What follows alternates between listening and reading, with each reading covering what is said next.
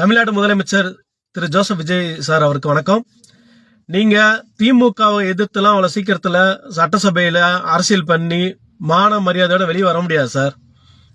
ஏன்னா ஏதாவது கேள்வி கேட்டா ஏதாவது ஊழல் பண்ணிருக்கீங்கன்னு சொன்னா அதுக்கு முறைப்படி பதில் சொல்றதுக்கோ அதுக்கு காரணம் சொல்றதுக்கோ அது தாவேகா கட்சி கிடையாது, திமுக கட்சி. நீங்க கேட்கிற கேள்வி எதுவா இருந்தாலும் நீங்க அடுத்து பேச முடியாம உங்களை கேவலப்படுத்துறதும் அசிங்கப்படுத்துறதும் அநாகரிகமான சொல்ல பயன்படுத்துறதும் திமுகவோட தாரக மந்திரமேவும். இன்னைக்கு நேத்து இல்ல, அவங்க ஆதி காலத்துல இருந்து இதே வேலையை தான் பாத்துக்கிட்டு இருக்காங்க.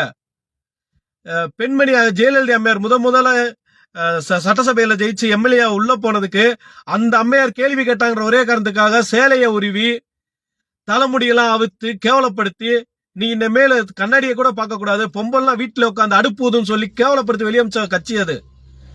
இது மட்டுமா, கலைஞர் ஆட்சியில ஏழை மக்களுக்கு கொடுக்கறதுக்காக வச்சிருந்த